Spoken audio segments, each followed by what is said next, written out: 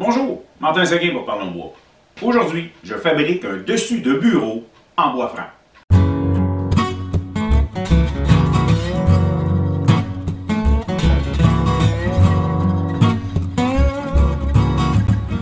Si vous appréciez ce que je fais, je vous invite à vous abonner à la chaîne et d'activer la cloche de notification pour les nouvelles vidéos.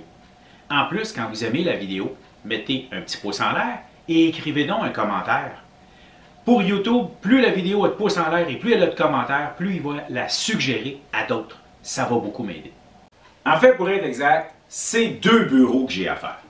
J'ai acheté des pattes que vous pouvez voir là. J'ai acheté ça chez Langevin Forêt. Il y avait un spécial. C'est des pattes de bureau, en fait, qui reste juste le dessus à faire. Ça donne bien, c'est ça que je vais faire. Et avec une petite manivelle, on peut monter et descendre le bureau, à savoir si on aime travailler assis ou debout. J'aimais le concept. J'ai décidé de me faire un bureau. Il est rentré une commande pour un deuxième en même temps. Quant à y être, j'en fais un pour la belle-fille. Pour ce qui est justement de ma belle-fille, c'est du cerisier qui vient de la terre à bois de son grand-père, qui a été séché à l'air. J'ai nettoyé ce bois, vous pouvez me voir ici, j'appelle ça nettoyer moi. C'est que j'élimine l'écorce, l'inutile, les craques, et je me suis gardé et taillé des morceaux de 48 de là. Il me reste à le dégaucher, à le planer, à le coller, et puis c'est ça. Donc, et dans mon cas, moi, mon bureau à moi va être fait en frêne. Encore là, la même chose là dessus, avec du 8 quarts. Donc, le projet aujourd'hui, c'est de préparer ce bois, de coller ensemble ces gros plateaux. Et vous pouvez réaliser que ça va être des bureaux de 30 de large. Je n'ai pas de planeur de 30 de large.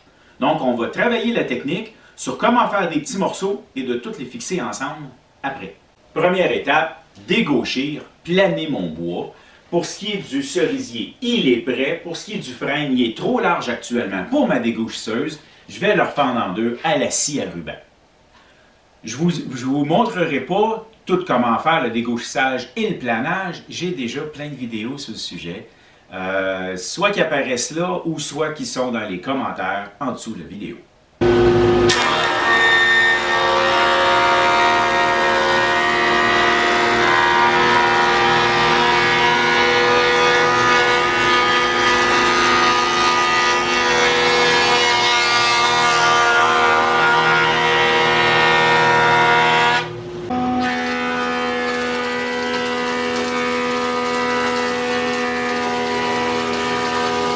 J'ai dégauché, plané pour faire 30 de large. Mais, naturellement, comme je l'ai dit tantôt, 30, ça ne passe pas dans le planeur. Ce qui fait que j'ai préparé des deux côtés d'à peine, on va dire 14 et 7, 8, là, presque 15. Okay? Donc, deux côtés qui vont être capables, deux morceaux de bureau qui vont être capables de passer dans le planeur.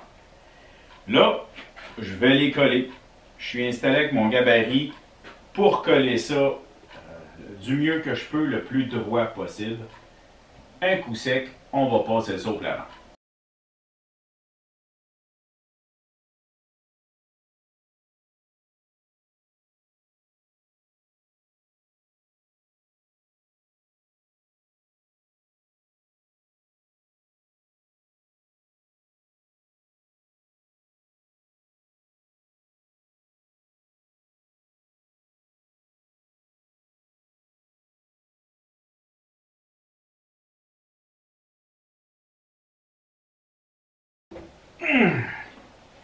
Wow!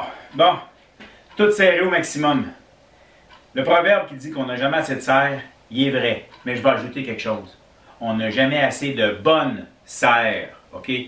J'ai mes serres parallèles K-Body de Bussy.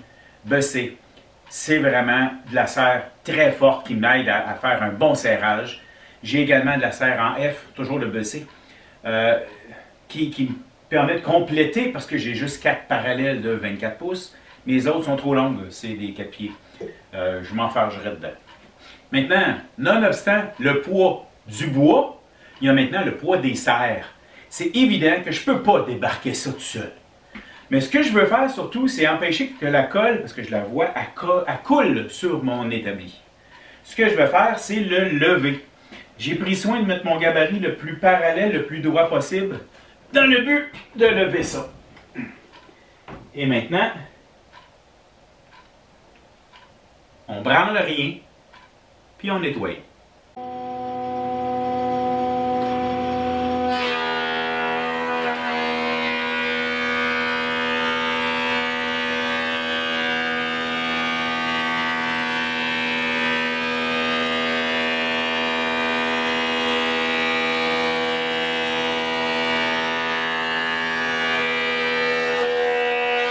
Je dois maintenant coller mes deux morceaux ensemble. Malgré mon gabarit, il n'est pas nécessairement parfait. Ce qui fait que si je m'installe pour coller, mes deux morceaux ils ont exactement la même épaisseur. Ça ne veut pas dire que ça va être parfait. Donc, je vais m'installer. En fait, ce qu'il vous faut, c'est un système qui va vous permettre de jointer ça de manière égale. Le plus égal que je connais, c'est le système domino qui va me permettre de faire ça. Vous pourriez également utiliser des goujons. À la limite, une biscuiteuse. Mais la biscuiteuse, bon, vous le savez, c'est pas mon outil préféré, même que j'en ai plus. Okay? Je trouve ça un petit peu imprécis, mais si pour vous, ça va, ben utilisez-la. Ça ne sera pas, ce jointage-là, ça va nous permettre de faire un meilleur alignement de nos morceaux, mais ça ne rendra pas ça plus solide. Deux planches collées ensemble, ça, c'est solide.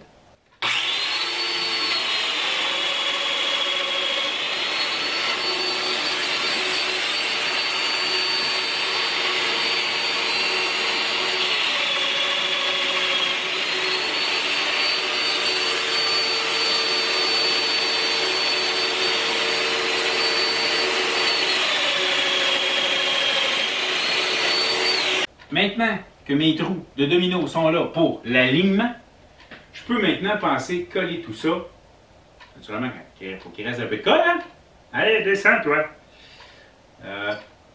Donc, on étend la colle comme n'importe quel autre collage de planche régulier, sauf que je vais aussi en ajouter dans le trou du domino. Ça, en fait, c'est un peu normal, hein? Le domino, toujours bien qu'il colle dans quelque chose, mais honnêtement, il est là uniquement pour l'alignement. Ensuite, on met ça en serre pour au moins 30 minutes et honnêtement, ça va plutôt être de l'ordre de 60 minutes. Et avant de le machiner, mais le machinage, le prochain machinage qui existe sur ce morceau sera uniquement du sablage. Je vais vouloir m'assurer que ça soit bien sablé, aligné droit le plus possible parce que là, ça a 30 de large. Je ne peux plus mettre ça dans un planeur. Et malgré le fait que je pourrais le mettre dans ma sableuse à tambour, qui me permet de prendre jusqu'à 32 de large, parce que c'est une 16 pouces ouverte, écoutez, le mécanisme d'une sableuse à tambour, c'est un petit convoyeur en dessous qui ne le prendra pas. Ça va être beaucoup trop pesant pour lui et bien, ça ne fonctionnera pas. J'aurais un problème, j'endommagerais probablement ma sableuse à tambour. Ce qui fait que non, on ne fera pas ça. OK.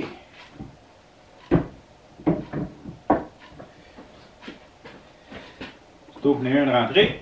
Voilà. Les autres, ça devrait bien aller. Et on se dépêche avant que la colle, elle tombe partout. Hein?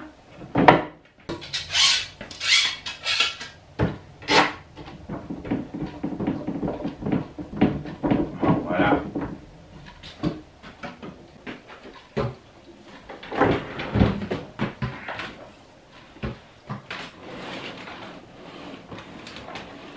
La prochaine étape est de tout sabler poncer. Ben oui, les deux.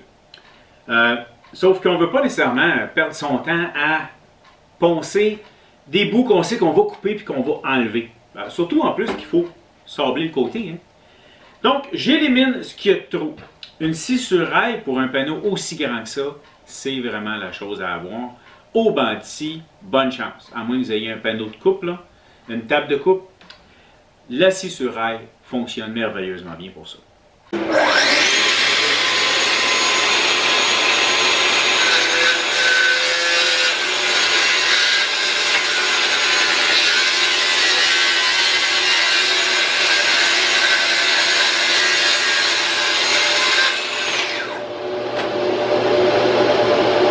Comme vous avez peut-être remarqué sur la coupe que je viens de faire, il y a des marques dedans.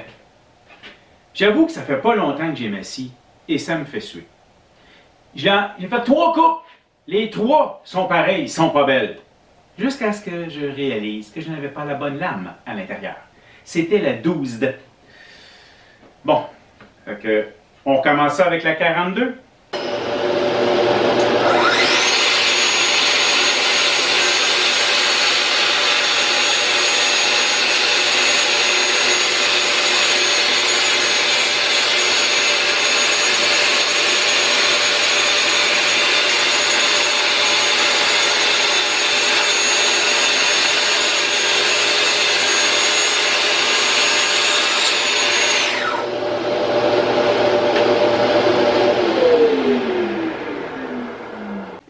Méchante différence. Prochaine fois, si ça vous arrive que ça ne se passe pas comme vous l'avez prévu, prenez une pause et réfléchissez. Des fois, ça va à peine de réchéflir. Maintenant qu'il est taillé à sa dimension finale, ben, c'est le temps de sabler poncer. Oui, les deux.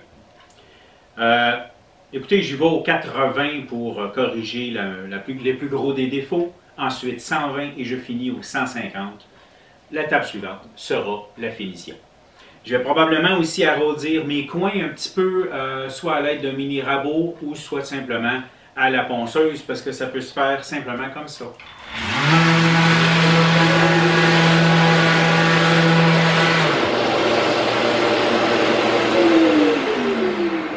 J'aime beaucoup cette technique, c'est assez fiable. Ensuite, on peut repasser avec un simple papier à la main.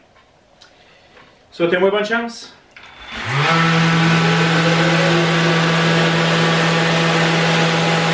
Une bonne méthode pour vérifier si vous êtes bien plat, un straight edge, une barre droite, devrait vous indiquer si vous avez des vallons, des creux, des endroits à travailler. Mais des fois, au simple toucher, on se rend compte qu'il y a une planche qui est plus basse que l'autre. Donc, je peux simplement venir faire un trait de crayon sur le côté le plus bas. Et en sablant, ben, tant que le trait de crayon il est là, ben, c'est parce que je ne suis pas égal.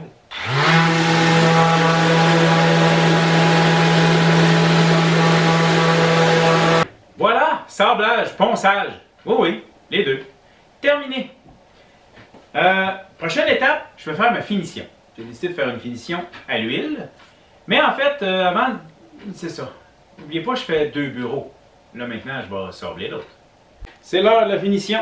Je vais faire ça avec de l'huile Secondo Mono de Prato Verde. Un restant d'huile que j'ai d'un autre projet.